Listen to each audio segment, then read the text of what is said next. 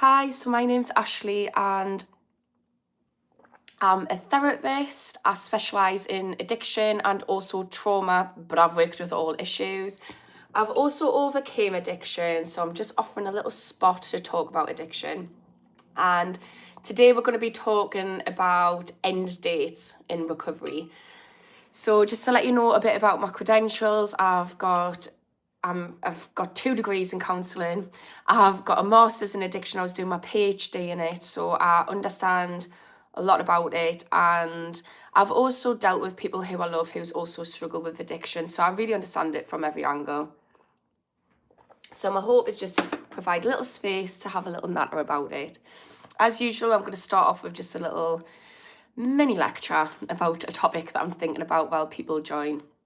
So the thing I want to talk about today is an end date. So when we are in active addiction, that feeling of I need to stop now can feel really overwhelming. And actually, we need to be real. Sometimes the barrier is I'm gonna stop forever now. It's hard work, and I'll explain why that is.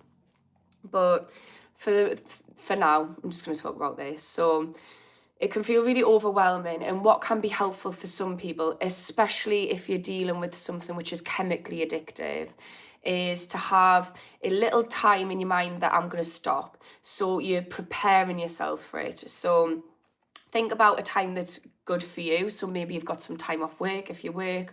If you're like me and you're a mom, maybe you have some time where they stay with grandparents or whatever. So you can try and be practical about your end date. If it's something like smoking, I stupidly stopped vaping before I was going on holiday where there was drink involved. So think about, is this a certain time which will be helpful? So maybe after the holidays. But have a specific date in mind if this is the route you're going to take. And yeah, you are the first one here, Double Tap. You are an absolute veteran. Coming back, a little, what do you call it? I don't know, part of the party. I'm still a bit unwell, so this is going to be another scat you on. But yeah, thanks for joining. Yeah, so we're talking about end dates. So if you think about the fact that you've got to stop, try and be practical about when your end date is, or you're setting yourself up to fail. So that's first of all. Second of all, don't just say, I'm going to stop on this date. Start to make tracks within that date. So one of the best things you can do in this time is actually get curious about thinking. So think about thinking. So every time you go to do something, engage in the addictive behavior, listen to what that voice is saying in your head. Because when you start listening to that voice, you'll notice it gives a lot of excuses. Say, oh, I've had a good day. I'm so stressed. Oh my God, this is going on. So I'll do it now.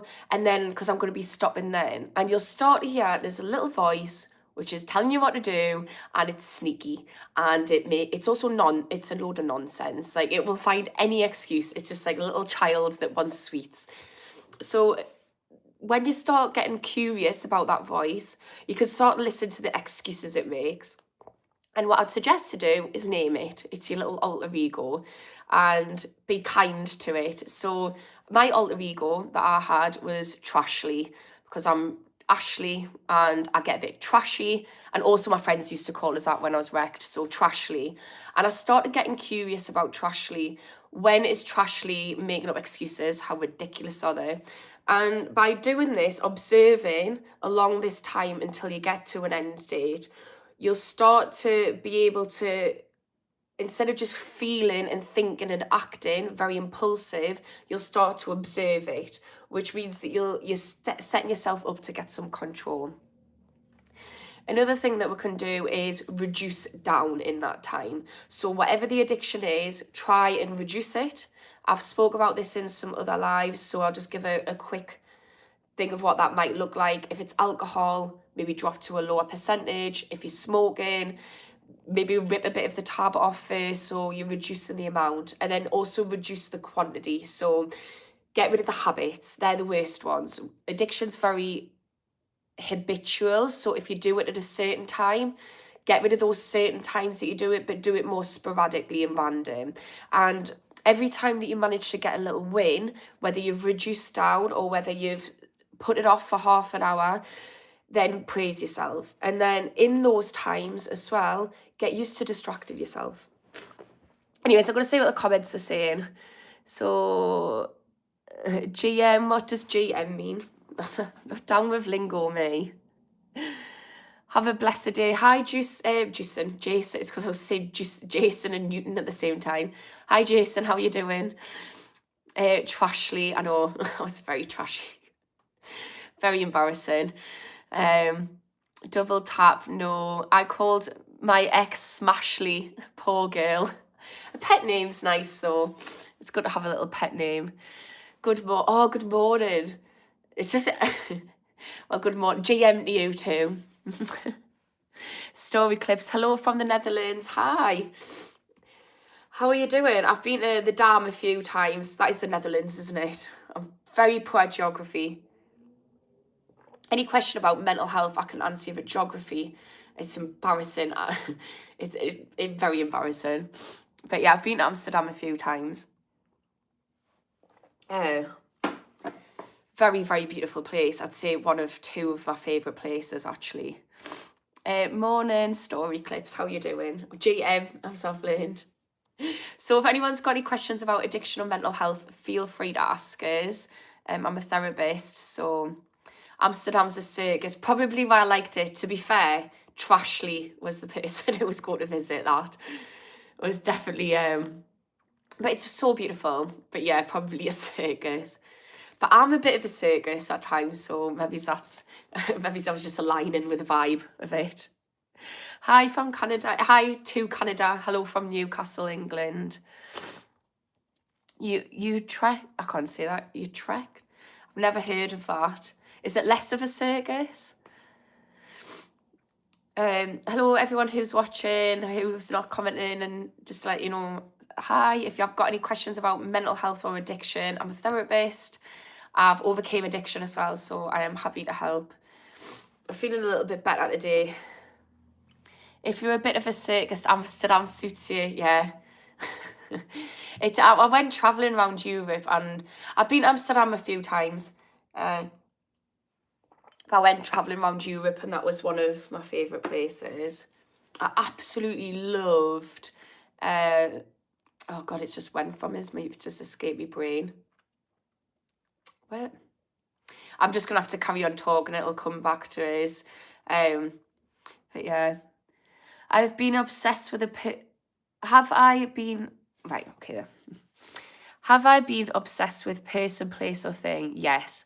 The person is me, the place is where I'm at, and the thing is what I want, the world. You live is the world, your mind. Yeah, it's so true.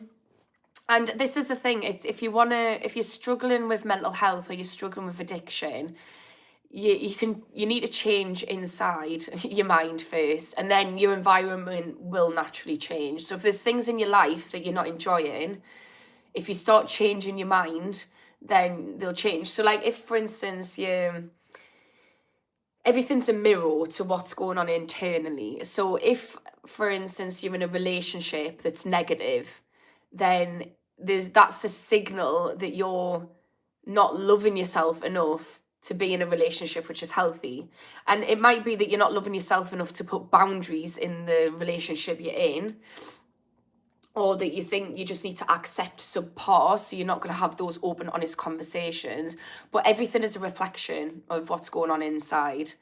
So yeah, it's really good to take stock of what's your life look like, and that will reflect back to you what is going on internally. I do this quite often, actually. It's a good exercise to do. So I just sit there and like, as an exercise, and anyone can do this who's going through mental health or who's struggling in recovery. Just have a little sit down and think about what's going on in my life and what is it saying to us. So when I did this the last time, I was looking around, I was like, my house is a tip. It just always feels like it's a tip. And I was like, and I went through all these different things, and I was like, what's it saying about my life? And what I came up with was, I'm trying my best. I've got amazing, lush people in my life. Like, I love myself enough to only have lovely people in my life. And I'm doing something that I enjoy, which is not that intense. So I'm loving myself enough to say this is my limit. And I'm also just an amazing mum. And part of that is I can't always keep on top of my house. It's an end of the job day. Sorry, end of the day job. So yeah, it's a good little task to do. Your teeth are perfect. Thank you. These two are caps because one of them got chipped when I was younger. But yeah, I have been blessed with good teeth. But do you know what it is? I used to be so embarrassed as a kid because I used to have a gap between my teeth. And I used to be so embarrassed about it. But then when I grew up, so I was like a little bully victim. But when I grew up, it was like a little space for my teeth to grow in and they went really straight. So yeah, it's funny how the things we put ourselves down for end up being the things that we like the most about ourselves. I started taking mood stabilizer pills prescribed because I was having episodes. Needed to get some chemicals balanced in my brain. I've been on mood stabilizers. I was on quetiapine. How did you find them, Double Tap? Or how are you finding them? Deaf important. Yeah, I always think that prescription drugs alone aren't really that helpful. But I think prescription drugs and also doing the work that you need to do to create a lush relationship with yourself, or the two can go really well together. And I think this is the thing. I think we need, when we're looking at mental health and addiction recovery, we do need to acknowledge the mental side of it. Like there's something going on with our brains. There's some kind of emotional disturbances, but also our body. And that might look like having prescription drugs. For me personally, I don't. But that might also look like, oh, we're getting enough sleep, eating well, doing physical activity. So I think, and it's like mind, body, soul. I think if you're not paying attention to all three of those things, it's actually hard to live a happy, content life. And soul doesn't need to be faith-based. It could just be connecting, being of service. Like I feel so good just doing little volunteer work. So I do little voluntary one-to-ones with people, just a couple a week. I'm doing a voluntary support group, coming on here, chatting to people. I think that's just so nourishing for me as a person. So yeah. I want to treatment and get off prescription from mental health. Check into treatment, and I got some counselling because I was having outbursts in my home group. Yeah, definitely. Double Tap, if you, I can't remember, I know you've been on here quite a lot. I feel like you've gotten over addiction, haven't you? But if there is a group that I'm doing, if you want to be involved in that, because if you, the only thing that is the requirement for the free group, if anyone's listening as well and you want some free addiction support, I'm doing an online support group through Zoom and it's free every week. But the only requirement that I've got for it is that you've struggled with addiction. Either you've been in addiction or you're going through addiction, because it's all focusing on the root cause of the addiction and also giving tips and tricks. But Double Tap, if you've overcame addiction, like you might be good there because you could help support people as well because you've overcame it. I feel like you have. I'm just recognizing people who come on, but I'm struggling to remember everyone's story. That's the problem. But yeah. Yeah, I think it is though. I think with mental health, it is really important to try and remember that we've got the, like Double Tap said before. Yeah, you absolutely should just comment on any of my content, just saying support group, and I'll give you my email address and take it off social media. I can only keep what I have by giving it away. What do you mean by giving it away? What does that mean? I need some more information on that, Double Tap. What you mean? But yeah, I think with mental health, what Double Tap said earlier on about everything's going on in your mind, it really is. And I think one of the things that I struggled with is I tried to get sober and clean from a drug addiction, but it just wasn't sustainable because I was just removing a solution without dealing with the underlying root cause and problem. And I think that is all about recognizing like what is going on in my mind. And when I said before, so if you've got an addiction, think of it like your alter ego, and think what's going on with this alter ego, because it's running the show. And often if we're needed to escape life on a regular basis, whether even if that's like mental health and you're just doom scrolling, there's obviously something underlying in your mind, in your subconscious, that we're refusing to look at. And it can be really painful to sit there and go through that stuff, but it's absolutely necessary if you're wanting to live a happy, fulfilled life. We need to get rid of all the rubbish work. We need to do the shadow work so that we can expose the light. It's saying in recovery, like we share so we could keep the flow going to the newcomer. Oh, I remember. Double tap, you're a sponsor and have sponsors, don't you? I feel like that's you. Yeah, you would be a really good person then. Yeah, I think you should come join the group, because mainly the people in the group are people who are struggling in active addiction, and I think it might be good to have, if you don't mind, because you've obviously been a sponsor. I've done AA meetings, but I've never done well, I did DA meetings actually. No, NA meetings, Narcotics Anonymous. But I didn't end up getting to the stage of having a sponsor, so I think you could add a fresh perspective on it, but also benefit from the stuff to do with the mental health side of it, because that's where the main focus is. But then, yeah, if you're interested, you could be a facilitator, so you can benefit from it, but also facilitate people by basically helping them with tips and tricks. Yeah, that would be really cool. Okay, I'll email you, Double Tap. To be honest with you, not many people are watching this one. Yeah, I've needed a facilitator, so I was just going to pick someone on the day, but yeah, it's saying recovery, so like we share so we can keep the flow going to the newcomer. Yeah, so what Double Tap's talking about, I think, is sharing what's going on can be helpful for the other people who are dealing with addiction. I think absolutely.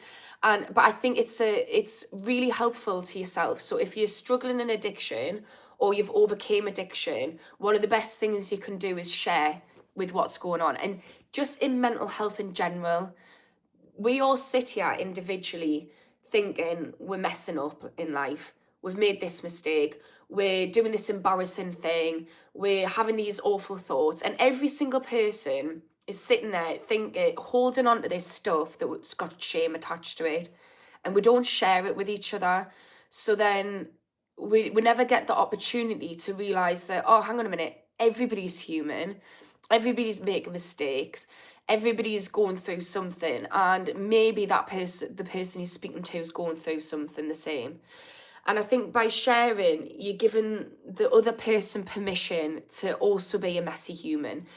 So even if I make a point of sharing everything that's going on in my life, you know, if I do an embarrassing thing, I'll tell my friends, because it gives them permission to say, okay, maybe they've done the same embarrassing thing, then we can connect and just get rid of the shame. And as soon as they get rid of shame, life becomes a lot easier. Or maybe they haven't done the same embarrassing thing, but it's saying to them, oh, well, yeah, I've done an if they can talk about their embarrassing things and I'm not judging them, then maybe I can talk about my embarrassing things, or maybe I don't need to be as embarrassed. So I think that's a really good point. Just talking about things allows you to, one, drop shame, and you're also doing a service by helping other people think, you know what it is, we're all a bit screwed up in the head, and that's okay. And as soon as we start thinking like that, we can start to think, okay, we're all screwed up, so let's find out the answers of how not to be screwed up. Shout out from Israel. Hello, shout out from Newcastle to Israel. How are you doing? Tomu, hello. You are really good at what you do. Thank you. My head's going to be massive soon. It's not going to be... Well, I have got a little pea head though, so it could probably do with going a few inches. Come on, somebody. Bullseye. Thank you. Do you know what it is? I've done a lot of training, Tomu, a lot of training, but I've wanted to do this for years. And I think I've had to go through a process of getting to the point where I'm actually okay to do this.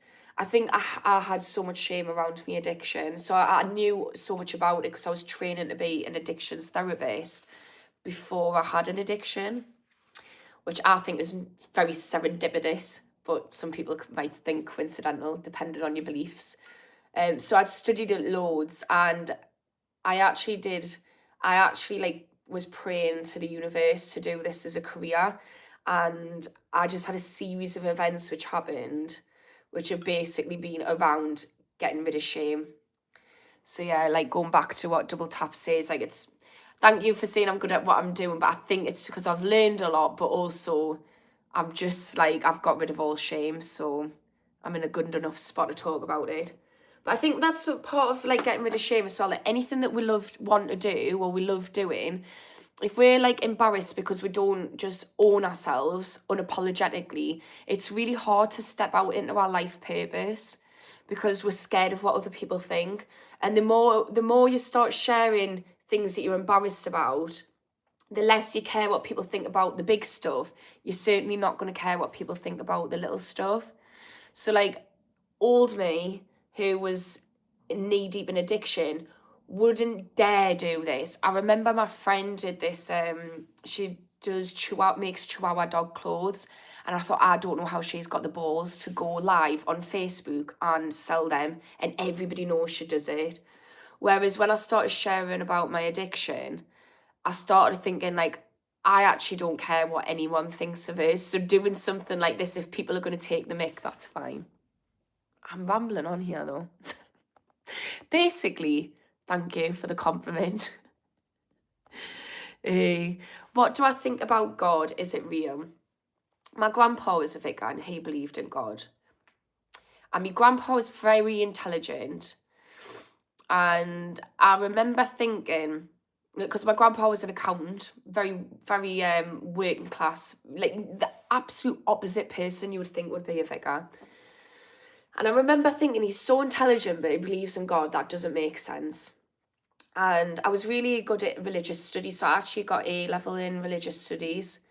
And I then started thinking, well, if my grandpa's really intelligent and believes in God and Christianity, there must be another intelligent man who believes in Hinduism or Buddhism and all these different things. And I just thought, how is that person right and this person's wrong? And that's what I couldn't understand. I just saw, and the more I started thinking about it, the more, because I was agnostic from a young age, is I thought, I don't think that we're supposed to know. Because I just, nobody could convince me with their argument, because I can poke holes in every single one of them. So I just kind of believe, me personally, I get a lot of signs and synchronicities, especially if I'm on track and I'm living in alignment with my life purpose. I believe there's something, I don't know what it is. Maybe it's a simulation, maybe it's just a higher power, maybe there's a God, maybe there's multiple gods. Maybe we're just human beings who like to make sense of stuff. I don't know. But either way, there's something. What about you? What do people in the group think? Hi, Shark Sue. How are you doing? The ultimate weapon against addiction is a fellow addict in recovery. 100%. Yeah, 100%. Do you know my ultimate weapons before that point as well? I started opening up to the addicts that I was friends with.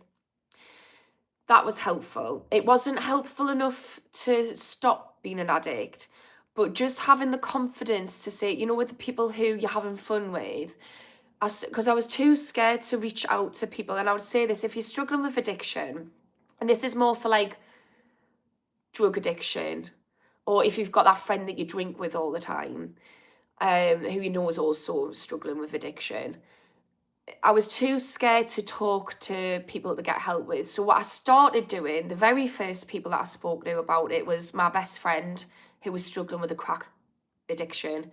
And I was like, I'm struggling with ket addiction. So I started speaking about it, and they were saying the same thing, like they hate it. And it just started normalising talking about addiction in a place that I felt safe to do so, because it was like somebody who got it. Then I moved on to NA meetings. Then eventually, it was actually my friend who was struggling with an addiction. He turned around and he said, you need to speak to your family and your friends, because you're struggling and you need some outside support. And he said, I'll come with you if you want. So even though he wasn't ready to stop his addiction at that point, he has now, he was like, I'll come with you and I'll do that. So it was just really helpful, because it stopped feeling like an internal thing that I had to feel ashamed of, and I started getting support. So I would just say, yeah, if somebody who's ideally get help from somebody in recovery, that would be the best person. But even if you don't, it's just about getting comfortable about opening up about your addiction in a safe space. And sometimes that's with the person who you're doing it with. And who knows, you might trigger them to be open and honest with themselves. You know, again, it's giving permission to people to say, actually, this is hard, it is scary, I do feel alone. You're good on your point, thank you. I don't know what point that was, but I'll take it. Zach, you can only help if you've been through it or can relate. It's like people who don't have kids telling you how to parent. Yeah, 100%. So I wanted to be an addictions counsellor, and I hadn't had an addiction. And it was coming from a place of, I knew people who struggled with addiction. It was really painful. And I was like, well, if I can help one person stop, then they won't have their loved ones having to deal with this. And it was coming from this snotty, judgmental place, disguised as wanting to help and support people. And it was like and this is why I do believe in something bigger than myself. I actually wanted to be a teacher and clicked on the wrong university course, which happened to have counselling in it. So I ended up just falling into counselling. And then I wanted to be an addictions counsellor for that reason. And then I studied addiction at specialised in addiction. And then what happened was, it was like the universe was like, oh, you want to be an addictions counsellor, do you? Okay. Not with that attitude, because like Zach has said, you can't support someone in addiction just known from a textbook. And I found that out when I was trying to use all the stuff that the textbooks told us on myself. And I'm like, whoa, hang on a minute. This isn't working. Why is this not working? And I've never been so bloody humbled in my life. So yeah, and I actually realised that anyone who I spoke to who hadn't been through addiction, even if they were trying all the good intentions, I didn't feel comfortable with them. And my dad was a prime example of that. He was so lovely. He didn't judge us. He tried his best to understand. He tried to empathise. But he was helpful to an extent. He didn't kick us when I was down, which was like, you know, the absolute best thing he could do. But I always felt a bit uncomfortable about it, because I thought he doesn't get it. But yeah. How do I stop drinking? First time I've asked. First of all, D360, so proud of you for asking. I hope you're still here. If you want to have a one-to-one phone call, because drinking is a big deal to stop, in the sense that it's not something to do blind with no information. The thing with drinking is you can't. So when I had ketamine, this episode has been talking about having an end date. Now that's optional for any addiction. For alcohol, it's actually for most people quite important, because it's chemically addictive. So what I really would want you to do, D360 is arrange a phone call or a Zoom with me, and I'll talk you through a safe way to do that. Because it can actually be fatal. And I'm not meaning to put you off here, but I'm just like, it is something to be aware of. But I absolutely can offer you some support on what to do, tailor it to you, and also get you in the addiction group, which it's through Zoom, so you can be completely anonymous. You don't have to have your name or video. You can just listen. But yeah, if you want that, just comment on any of my content, any of my shorts or lives, and just say support group, and I'll arrange, or one-to-one and support group, and I'll arrange that for you. A double tap the matrix has you. It doesn't. So for me, like, so one, also, look, I've got bipolar, and one of the things is, the more I think about what this is, this little life, the more frantic my thoughts get. So I need to really focus on being grounded.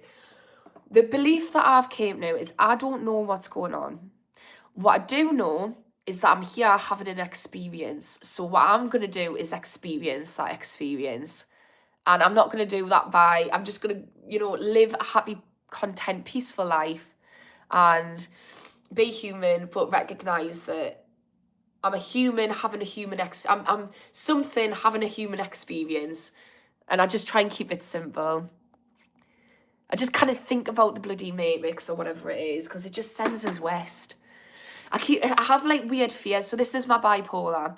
I've had loads of weird thoughts where I'm like, freak myself out thinking it's a simulation or something like that, or whatever it is. I've had loads of different thoughts about what the hell is going on. And all of a sudden, I freak myself out, and it's like, I've realised the truth, and then we're going to, like, the world's going to explode, and I'm going to no longer be here because I've figured it out. And like, this is what my brain does. And I'm like, no, you're having a human experience. You're potentially just a human, and it means nothing. Just experience it. Stop frantically thinking about it. Zach, you're doing good if you're helping others get better. Well done, you. Thank you. I really appreciate that. Yeah, and also, it's living the dream. Like, turning pain into passion is something that I think is a really rewarding thing to do. Carmuk, hi, nice to see you again. It's lush seeing people come back. I'm doing good, still a bit unwell, but mentally better. Parvis, gorgeous lady, how are you? Same, doing well. Mentally better, still physically feel like death. Death, Hawk, only addiction or mental health too. Do you mean, is the group about that, or is this about that? So I don't know which one it is, but I work with mental health, and I specialise in addiction, and I specialise in trauma, like, separately. But the problem is, in the Northeast, most things either focus on the addiction. So you have services which focus on the addiction. You've got your AA groups and stuff focus on the addiction, smart groups focus on addiction. Then you've got therapists which focus on mental health, and there's very few services and people which, like counsellors, which focus on both. So I've made it my career mission to focus on both. So both. If you're asking if I've had mental health and addiction, yes. Yes, I have. Double tap, nice. Ask, seek, knock. Help is the best prayer. Yeah, definitely.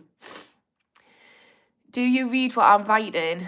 Yeah, so if people feel like I'm not answering them, I'm going down chronologically in order. So I will get there. But I'm actually struggling with this at the moment, because like the other day I was at every one point there was like 100 people, and I had 4,400 people on me live in an hour, and I've struggled to get through the comments. I don't really know what to do, because I've only been doing this 6 weeks. So yeah, I'm sorry if people are struggling, if I'm not getting to people's comments. I'm trying to think of a way to get people all seen and heard, but it's getting increasingly harder. But I'm going in chronological order. I'll do my best. If anyone's got any tips on how to do this, let us know. I'm subscribing because that's what my algorithm thinks is necessary. Oh, thank you. Anybody who's subscribing, that's so helpful. Like, it really is, because eventually it means that I'll be able to monetize off YouTube. And the thing is, I want to offer free support, whether that's in the form of one-to-one sessions, like one-off one-to-ones, groups for people who are in dire straits, and doing this live, and the idea is get YouTube to pay, but for that to happen I need people to subscribe. So if you could do that, it'd be so helpful. But even just watching and turning up, that's super helpful as well. How do you help somebody who's not ready for help and want you to do everything for them? Should you leave them alone? That is such a good question. So it sounds like one or two things. This is one thing I've had to learn, and this is why in the beginning I always mention I've had loved ones who struggle with addiction, because that's a very different kettle of fish to dealing with it yourself. So even though I've successfully overcame addiction and I'm thriving, even though I've learned a lot, I've done so much, I've learned textbook, all the different things about addiction, from a political level to strategy level. I know that I cannot make someone stop. And I learned this when I went through my own addiction recovery. It's like, it needs to come from the person. Like, if you say, for instance, I'm in a relationship with somebody and they want to stop, me telling them they need to stop is so much pressure. They might actually stop, but it's not going to be sustainable, because the level of strength, grit and determination that you need to stop an addiction is horrific. It's so imountable. Is that a word? Imountable? Insurmountable? No. It's a lot. It's a huge amount. Whatever that word is. So you've got to be able to pull that in your weakest moments, when you're feeling at your worst, you're feeling your most vulnerable, and it's the hardest. You need mad resilience, and you're not going to be able to access that when you're being forced to do it. That needs to come from inside. So first off, we need to say, okay, that's not going to happen. I was dating somebody a while back, really amazing lad actually, and he was struggling with active addiction. And I knew that I could tell he was just about like on the precipice. There was like change talk. So if you're dealing with somebody who's in addiction, learn about change language. It's called motivational interviewing. Look into that. And there's something called change talk. And it's like when someone's like talking about how they're going to stop and they want to stop and that they don't like the addiction, that's a sign that they're ready. And the best thing you can do in that period is say, yeah, I hear you don't want to be doing this anymore. And I'm hearing that you're starting to speak like somebody who doesn't want to do this anymore. So I've got every faith that you're going to do that in the right time. And just surround them with love. Surround them with like compassion, with, no pressure. Like, you're going to do this. I can hear it in your voice. You're going to do this. And it's starting to build them up, because they're already thinking, they got that change talk of, I'm going to do this. And you just big them up and say, I know you're going to do this. Like, no pressure, because you are going to do this. And I swear to God, this lad was waiting to fight, like, for a certain, and I don't want to give his story away, but he was waiting for services to help. And he ended up just all of a sudden, before the end date, just doing it. And all I was doing, because I recognised he was ready, he was on the precipice, was saying, you've got this, you're going to do it, I can see you doing it. And also praising everything he'd already done. And then he was just like, yeah, you're right, I am. And then he did it. And I was just like, whoa, you did it faster than I thought. Like, you're doing mint. And then when he was doing it, because he'd already opened up to it, I was just doing, you're doing class. I'm so proud of you. And it was so genuine. Like, I genuinely did know he was going to do it, because I know about change talk. I genuinely was proud of him. And he genuinely was smashing it. So if you want someone to stop, get clued up on the signs of whether they're in denial, and whether they're ready to stop, and whether they are. And also put in boundaries. So if it's hard, if you're with somebody who's struggling to stop and you're finding that really difficult as a loved one, think about, what do you need to maintain this relationship? So that might be, I'm only going to speak to you when you're sober, or whatever it is. For me, if it's, because sometimes we can change when we're under the influence. So, or sometimes it can be really triggering. So for me, for certain friends and stuff in my life, I've had to say, look, I'm rooting for you in your addiction. I've got no judgment because I've been there. I'm rooting for you. But I can't be in your life while you're in active addiction because actually you're really hurting us. So I'm going to have to wait for you and silently cheer you on and be waiting at the finish line.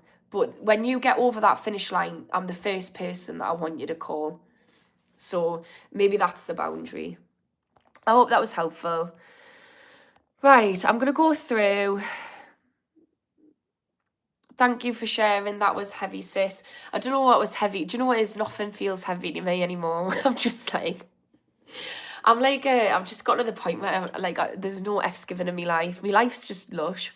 So I don't know what was heavy. I'm sorry if it was heavy to listen to, but you're in the wrong place for video. Where do I need to be per Parvis? I don't know what that means. Roxy, how do I stop railing oxys and eating benzos in combination with other opioids? Roxy, I'm doing a support group. I might be full capacity. If you want a one-to-one, I can definitely offer a one-to-one. I might have a spot left. I don't know because there's somebody who's already spoke on this. But if you, Roxy, if you comment on any of my content, just say one-to-one and support. I'll arrange either a Zoom or a phone call with you. Phone call is best, to be honest with you, because Zoom's a right clot on. I'll arrange a phone call or a Zoom with you and do a one-to-one on that. And if possible, if there's any spaces, I'll put you in the support group. It's all free of charge, by the way. Parvis, you can make more money. I don't care about money, me. I really don't. Ideally, I'd have enough money to... Do you know what? I've been manifesting. I want to make millions of pounds to help millions of people. But it's been millions for millions. And I wonder if the manifestation is like, I don't know, millions of views. I'm not bothered about money. I just want to live a happy, content life. I don't want the pressure of making loads of money off. Because I've gone down the route of like setting up businesses and stuff like that. And I'm so ambitious and business minded and creative, but I just can't be arsed with it. I have written a book. The idea is to just get loads of things and bring little streams of income, but Dave, listening, thanks, be happy to talk, brilliant. Comment on any of my social media. Oh, the Matrix reference was a joke. Yeah, I'm autistic, me though. I don't get jokes. I'm the most sarcastic person in the world, but I just don't get other people's sarcasm. It's funny though. I'm cooked. What does cooked mean? What you cooked? Is cooked a good thing or funny? Is it just cooked mean I'm laughed or I'm just cooked as it? I don't know. I've heard that expression mean different things. Thoughts on Made? What's Made? Deathhawk. You're a good ambassador for British people. I've lived in England for a long time, so it's good to see positive people like you. Thank you. I think there's loads of positive people. There's loads of negative people everywhere, isn't there? Really, but I'll take the word and positive ambassador. That's a compliment and a half. Roxy, I'm something having a human experience. Yeah, I don't know what I am. Probably some weird little alien because I was decided to come inhabit bloody planet Earth, because sometimes I feel like an alien. I'm like, I don't know what the hell is going on in life. Like, what is this weird planet that I'm like living on? And I'm just not the same as other people. Oh, you know nothing. Do you know what it is? One thing I always pride myself on is I've got a really good capacity to recognise that I do not know what the hell's going on. I know some stuff, but I'm always learning. I don't think anybody... I think anybody who says they know everything is very close-minded. So, like, I'll pride myself on not knowing nothing.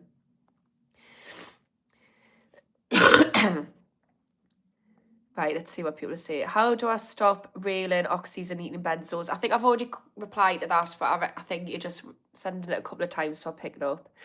So yeah, just comment on any of my content. I'll give you some one-to-one. I think you should have us more structured live and come on with a topic. Yeah, I'm trying to work it out. Double tap. I'll tell you what, when obviously, if I've told you to comment on me on me thing, on some of me content, to have a one-on-one in the group, if you don't mind, because you're on quite often, if we could have a little chat and you could give us some ideas, because I don't really know what I'm doing yet. That's the thing. I've just started like about 6 weeks ago, and I'm starting to feel like it's getting a little bit like there's no structure. I don't know what to do. I think I need some moderators. I don't know what to do. But yeah, if you've got any constructive feedback, a double tap, I would love to hear it, basically, because that way you don't get overwhelmed. Yeah, I think the thing is I want to be able to answer questions. That's why I'm thinking moderators would be good, because I could get people who, but then it's just finding people who want to volunteer for it. Because at the moment I'm not getting paid, so I couldn't afford to pay other people. But the idea is maybe get somebody to pin comments so I can answer like relevant questions. Is this England? Yes, I am from England. Hello, your voice is so relaxing. Thank you. A few people have said that. So, yeah, it must be true. I don't think. Has anyone seen Friends though? Maybe it's because I've got a cold. You know when Phoebe's like feeling all like sultry with her little cold. Maybe that's it. A double tap. You're always doing great.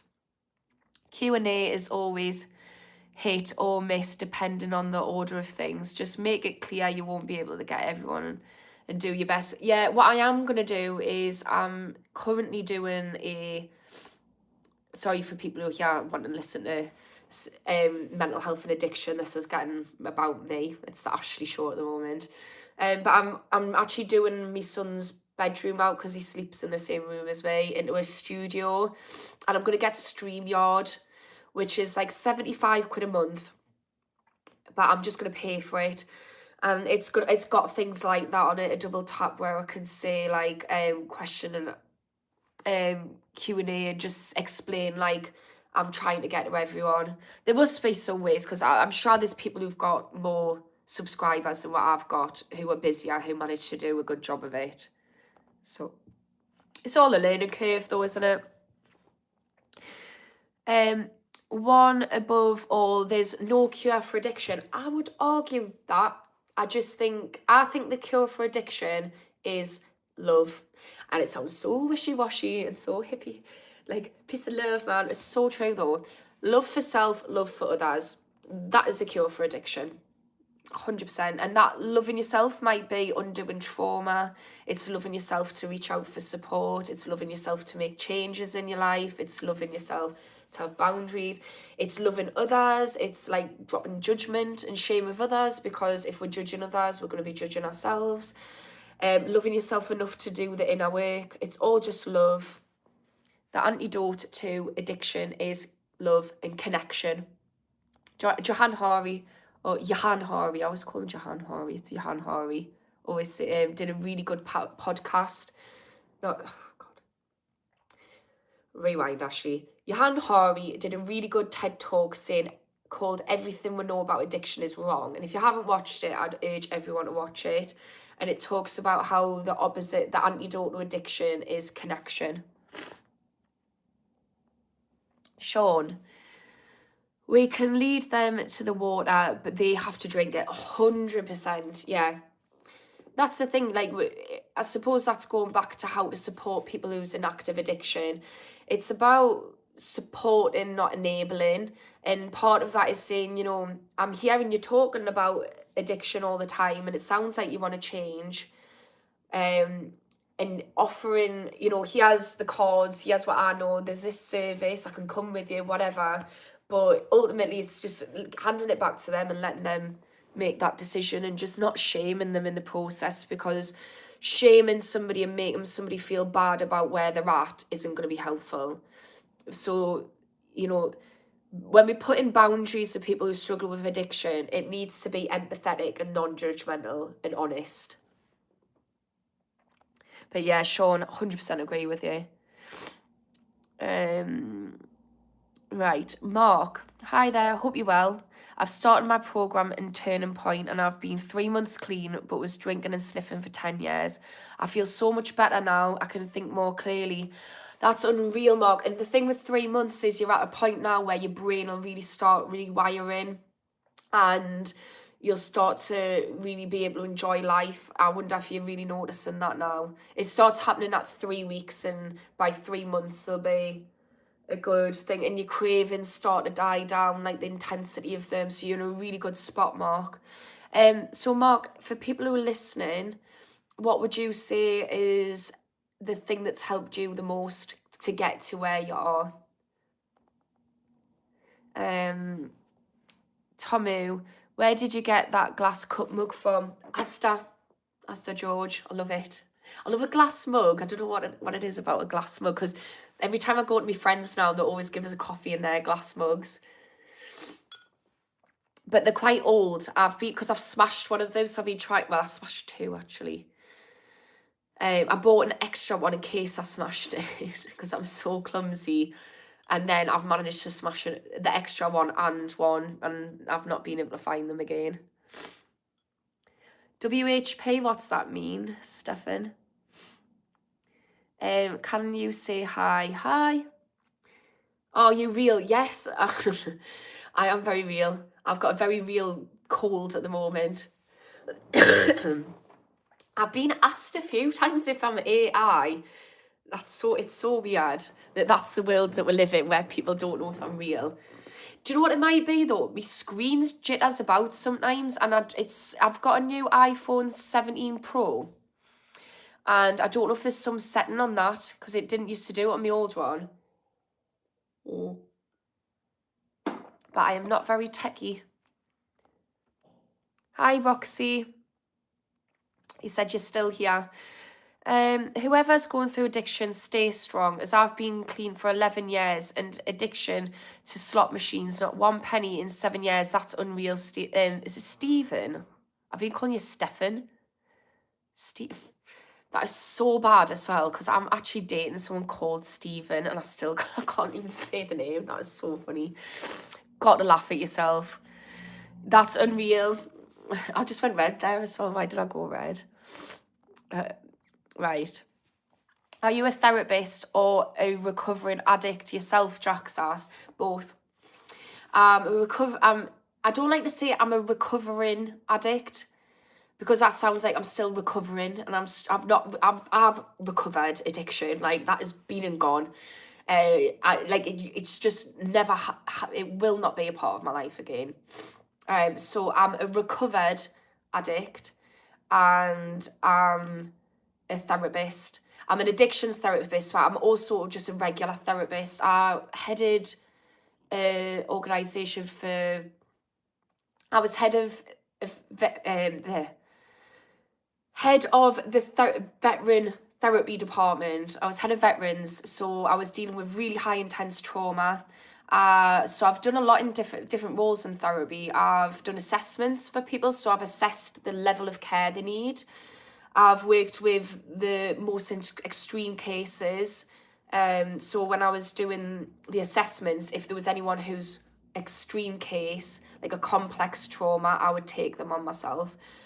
I've worked for BetterHelp, I've worked for organisations, I've worked with every issue you could possibly think about, and also I'm an addictions therapist as well, so I've done that privately. I also headed addiction therapy for an organisation, but I actually went on maternity leave before that started. So yeah, I'm a therapist, I'm also a recovered addict, to answer that. And I've also studied addiction. I've got 2 degrees in therapy actually as well. I'm pretty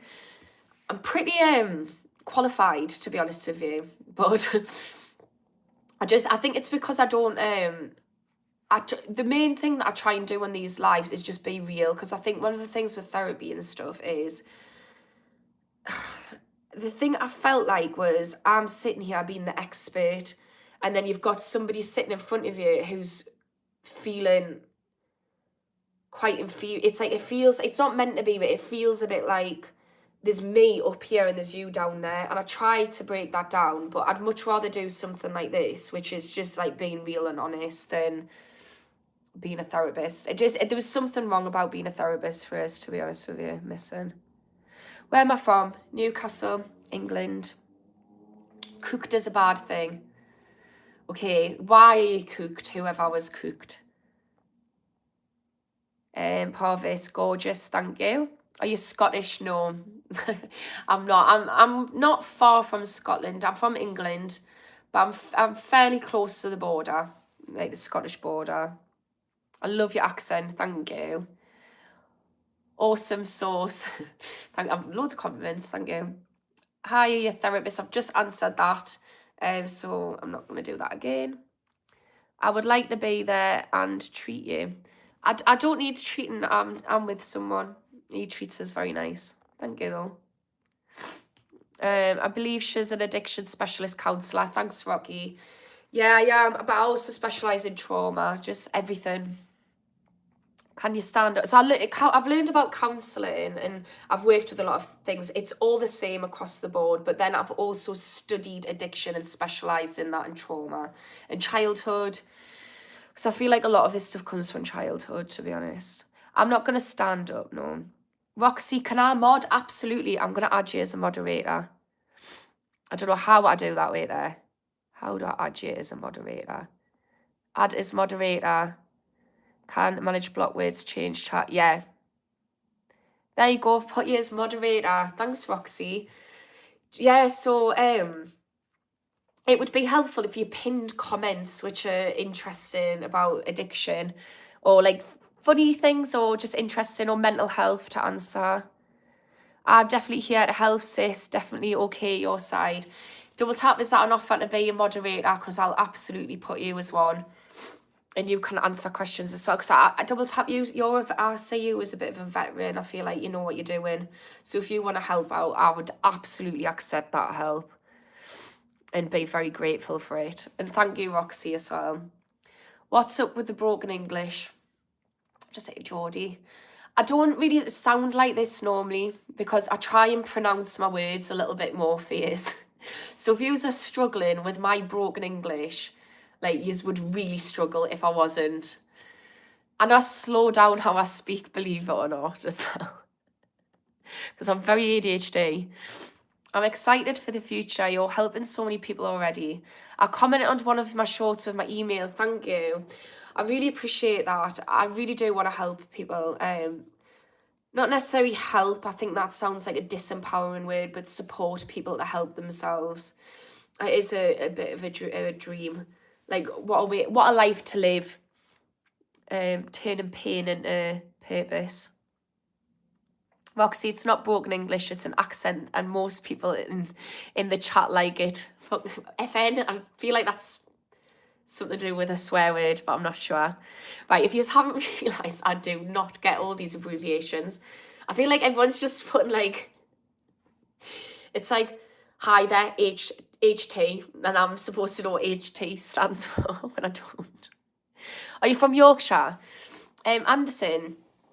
So I actually am from Yorkshire, believe it or not. I was born in Sheffield. I'm a Yorkshire lass, but I lived up here since I was really young. And one of the things, so I've just done my autism assessment, but I've been told by multiple professionals that think I'm autistic. And one of the questions they were asking was, do I copy other people? And I was born in Sheffield, and I moved to Newcastle, and my mum was like, after about 3 weeks of being here, why have you got a Geordie accent? And I just picked it up. I just mould to people. So I am a Yorkshire lass, lived in Newcastle since I was 7, picked up the accent in about 2-3 weeks. And so, yeah, now I've got a Geordie accent. Got to go, getting back to my anime addiction. Good addiction to have if you haven't already gone. Thanks for joining, and I'll see you later. And bye. And I will email you. Right, Wilfred. I know it's an accent, but it just sounds weird. That's fair. That is fair. I will take that on the chin. All me and me Geordie friends are in it together. Where are you from, Wilfred? It doesn't sound weird, man. I think it's relaxing. I'm like Marmite, apparently. Some people love it, some people just think I'm weird. Just stop that way of talking and speak English. No, absolutely not happening. I want to hear what bloody accent you've got so I can grief it. I'm joking, I really couldn't care less if you're hammering us. I've got a thick skin. How do I contact you? Just listen to you has given me more hope than ever. I love that that's happened to you, D360. Thank you for sharing that. I waited a year for mental health help. When I got there, they told me to look at a website. What the fuck? Oh my God, it's horrendous. Like, are you in England, D360? Because so if you get put on a waiting list in England, if you're not from here, so we've got the NHS, which is, for those who don't understand what that is a national healthcare system. Is it NHS, national healthcare system, I think. I don't know if system sounds right, but we pay taxes and we pay national insurance, and we're meant to get free healthcare. It's atrocious. They're trying to push us into getting to go and privatise by straining it. 100% is my belief. But the mental health care system, so if we've got mental health, this is people who are in dire straits. We're talking suicidal, we're talking knee deep in addiction, really struggling. The waiting list is about 21 months. So that's in my area currently. So you've got to wait 21 months, and then when you get there, they give you what's called IAPT, and it's literally you sit there online on a website. It's absolutely horrendous.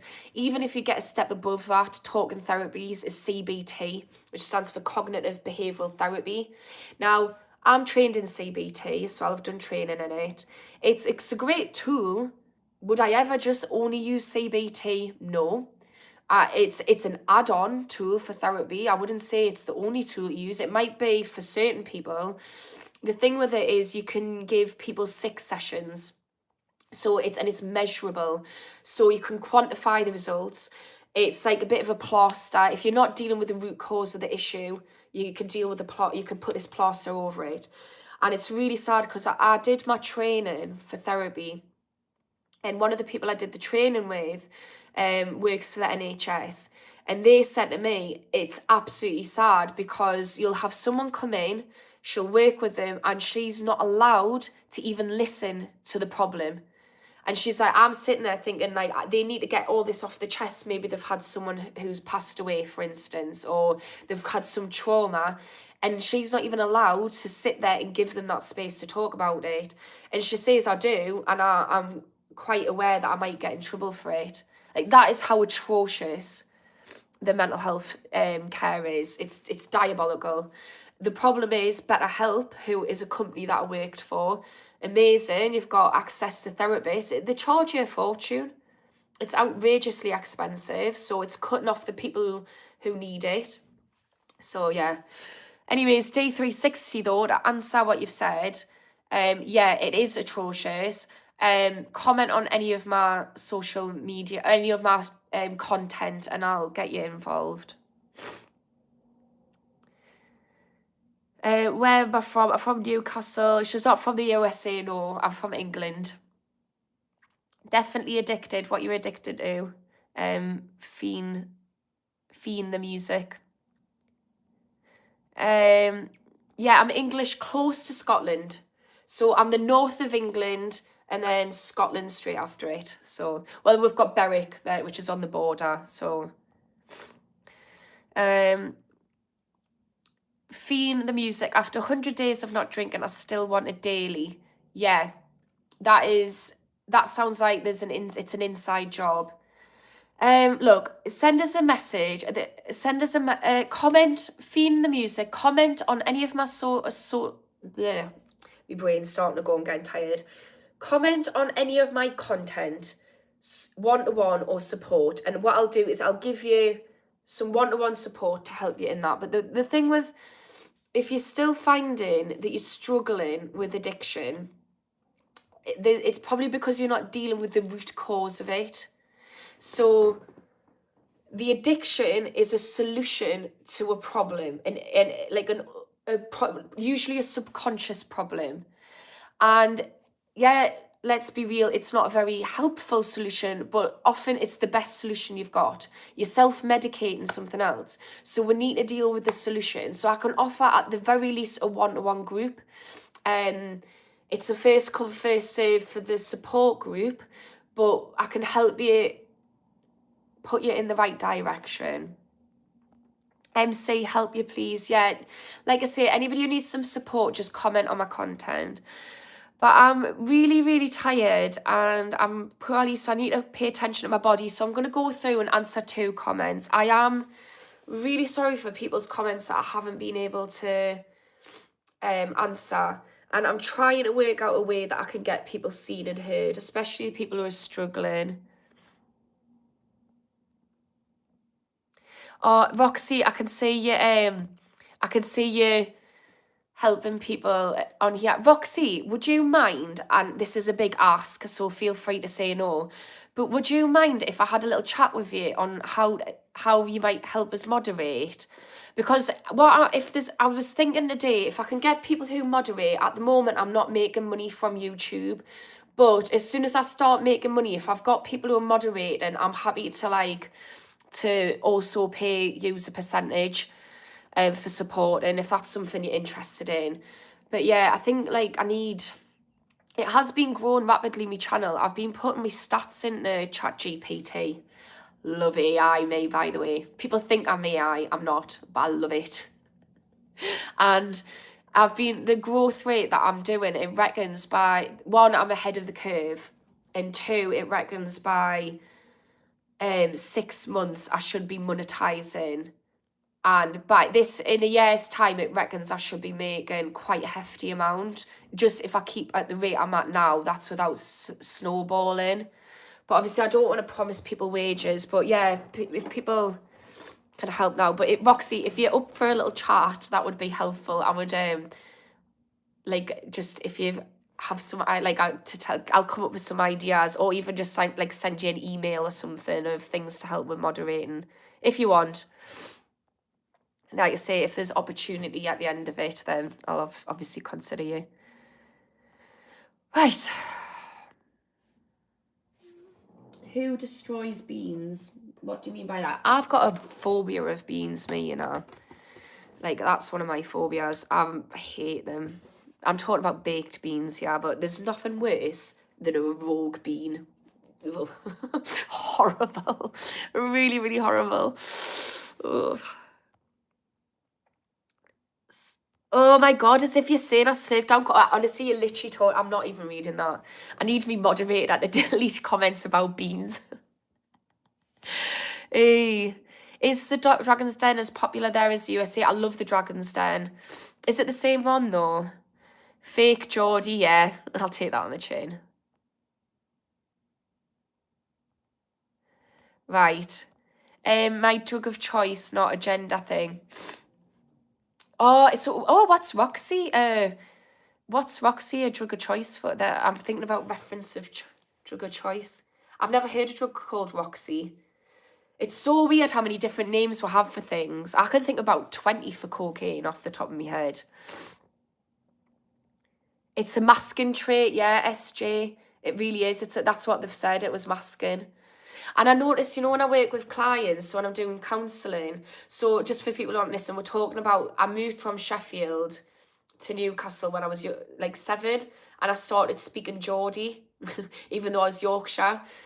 It's so unconscious. So I have different accents for different people, and it's so subconscious, and it is masking. And I used to get really embarrassed about it, but my therapist said it is just a form of masking. And when I used to work with clients, so counselling, I match tempo, I match tone. If someone's a bit more posh, I become more posh. If someone's a bit more rough and ready, I become more Raji, we call it in Newcastle. And it's so weird, but actually it works really well as a counsellor because it's mirroring, but it's definitely masking. I've just learned I always think I'm a bit of a social chameleon, and it's so unconscious, but it is masking. Roxy, do you know what it is? You been deleting these messages is so helpful because I'm able to just go through and see things that matter. So thank you. Table is saying, I think I'm addicted to you. What's up? I've got a big wallet. You can see it from space. I couldn't care less about money. My dad's got a huge wallet. So I've always been fortunate enough not to have to worry about money. And I'm dating somebody who's really lovely. He's lush. And to be honest with you, I don't feel like lads should be like this, have to be like this. But I honestly don't pay for anything. Like, he takes care of everything. Like, if I turn up, he was like, just sorts everything out. So I don't really need looking after. I'll look after myself. But yeah. And also, I'm with someone and very happy. He's lovely. Right, South Africa, but trust me, I'm white. I can remove comments and people, but can't pin currently. Oh, can you not pin things? How do you do that then? I don't really understand YouTube. I need to speak to ChatGPT, don't I? I didn't even know what a moderator was until a couple of weeks ago. Belfast. You're from Belfast. I've never been to Belfast. I've been to Dublin. I do like an Irish accent. It's very calming and nice. National Health Service. What did I say? Did I say service? What was I saying? I think I was saying service. Or system, I don't know. But yeah, National Health Service. I was struggling. Thanks, Kane. You're from England, Elsa. Right. Retired police for 25 years. Wow. That is a long time. That is a shift and a half. Right. Can't pin, but I'm going to start removing the BS. Thanks, Roxy. I really appreciate it. I do. What kind of addicts do I deal with, James? Just all addiction is the same. When I started being an private addictions therapist, that was on BetterHelp, and I was getting private clients from quite a few different places. I was expecting drug and alcohol to come through the door, and to my shock, I couldn't believe it. Nearly every client was porn addiction. And I think the reason why, I don't think there's a disproportionate amount of people with porn addiction. I think the problem is that, although I've definitely worked with drug and alcohol addiction, and within services I've worked with that, and I've run addiction groups, etc., for BetterHelp. But the reason why I think porn addiction, or sex addiction we'll call it, is under a bracket, because the thing with porn addiction is, like any addiction, we tend to get a tolerance. So often what happens with porn addiction for a portion of people is it then starts, you know how you get the lasses who you get on porn websites, like saying, and before you ask, yes, we've all seen porn, let's be real. So it's like on porn websites, it's like talk to a girl. So then you might go on using that, and then it'll be like, talk to someone in your area, then it'll be like meeting up with people, then it goes on to sex workers, and it escalates. And it's just like any addiction, with that you get a tolerance. So it's under the bracket of sex addiction. But I think one of the reasons why I was working with a lot of people who had sex addiction is there's so many services for alcohol and drugs, and there's barely any services for gambling and sex addiction. And the thing is, the thing with porn addiction specifically is there's a lot of young lads, especially, who were when I was younger, and when, Gen X and boomers were younger, I used to get porn mags, Zoo Nuts, and there was like more explicit magazines, videos, but there wasn't like access to the internet like we have now.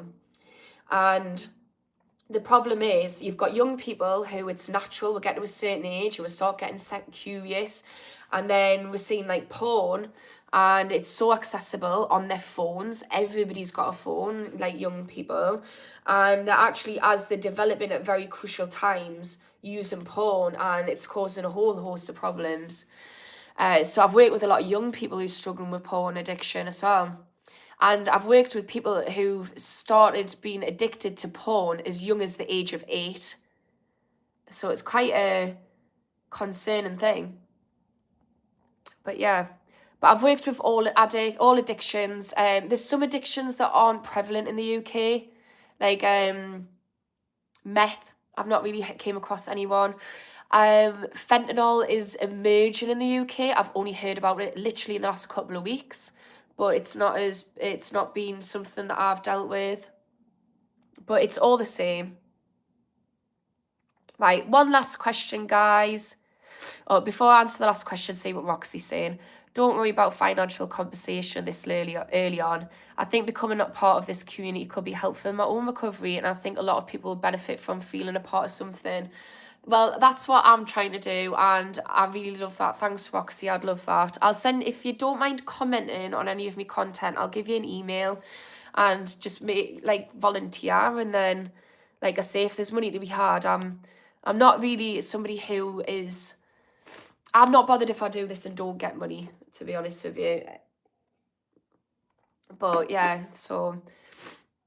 And also, so there's lots of things that I'd like if you're saying that it'll be helpful for your own recovery, I'm wanting to support people in groups and stuff. So there might be other opportunities basically coming up. I'm thinking about applying for a pot of funding as well. Because ideally, I think there's smart groups. I'll explain this, if you don't mind, a little phone call, since you said you want to help in recovery. I've got some good ideas, and maybe I could have a chat to you about them. That might be helpful if that's something you're up to. But yeah, I think so, because you said it'll be helpful in your recovery. Chasing the Dragon in the Opium Den. Yeah, so there's somebody who I do a podcast with on a Sunday, but I'm actually not going to be doing it anymore. Not doing it at the moment. We're going to wait until I've got StreamYard, which, by the way, I've got to pay for by myself. So if I could ideally make money off YouTube, that would be helpful. So if anyone hasn't subscribed, that is a super free way to help us. But yeah, we're going to be doing that. And she used to be a heroin addict, and she's explained about Chasing the Dragon, what it is on tinfoil, because I didn't really know about it. Right, last question. We'll send contact info your way. Thank you. I have to pin stuff.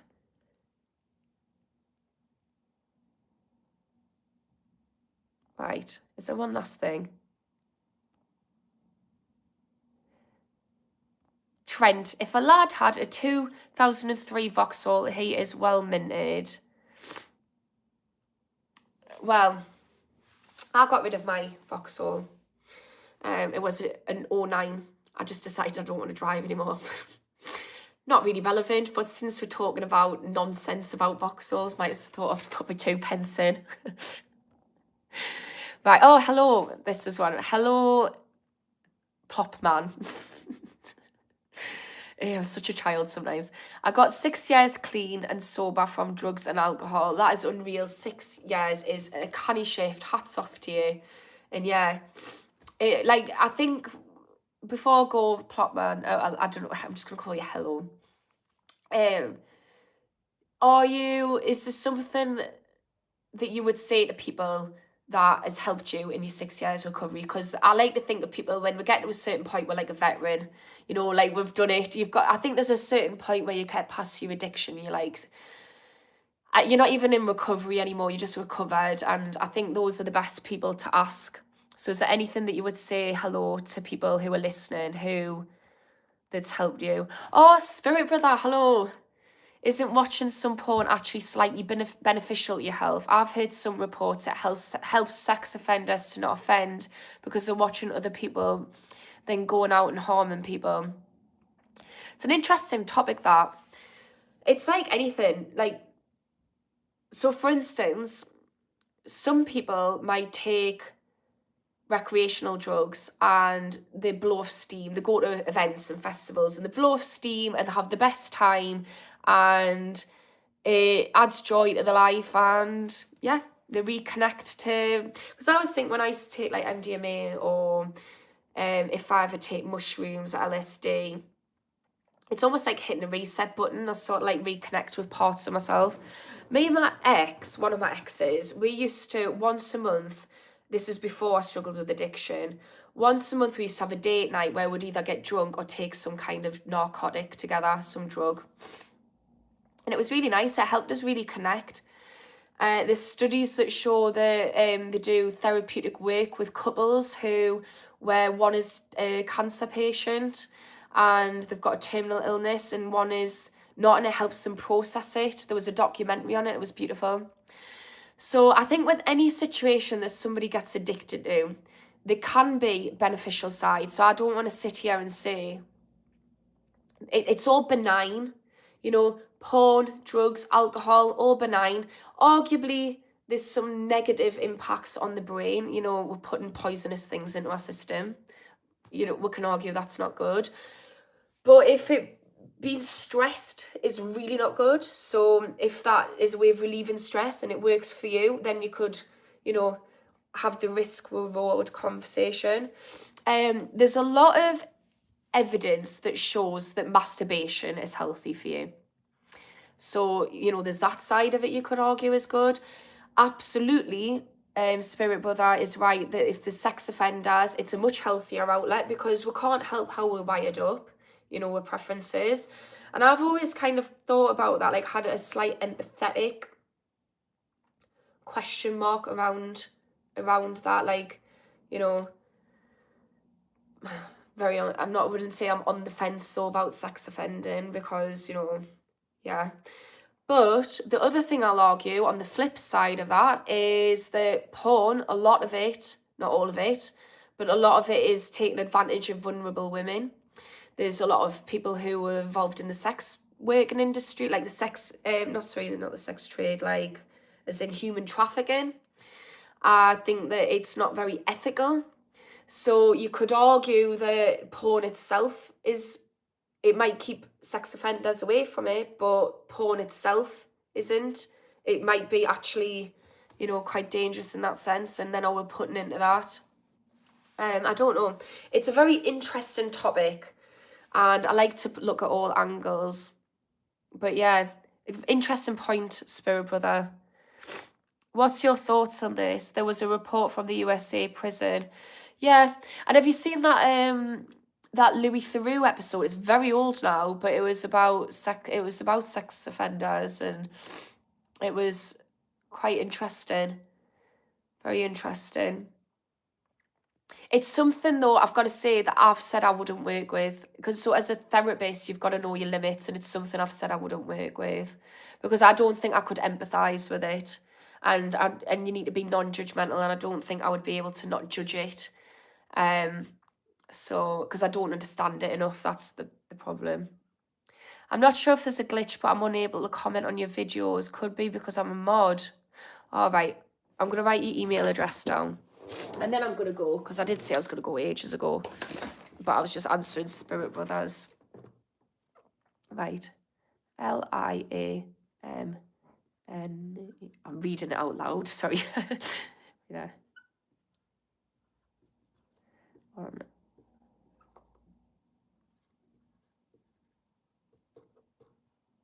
Right. Just going to make sure that's right, because I am dyslexic. Oh, I've just realised that I was... I'm so... Gotta laugh at yourself. I was spelling out the letter and then I was like, have I spelled it right? And then I've realised it's just your name needs help. I need help as well. Ashley Bloxham needs help. 1234 @gmail.com. Fuck's sake. Oh, God. Morning, Bishop. I'm just about to leave. I am gooning again. Oh, we're talking about porn addiction. We have been. We've been talking about a bit of everything. I'm definitely going now though. Thanks for everyone who's joined. I'll be on again tonight at 9 p.m. GMT time, and if you only come on the mornings, I'm going to be on Friday at 10 a.m. again, GMT time. Thanks for everyone who's joining. Thanks for the moderators, and I'll speak to you soon. Bye.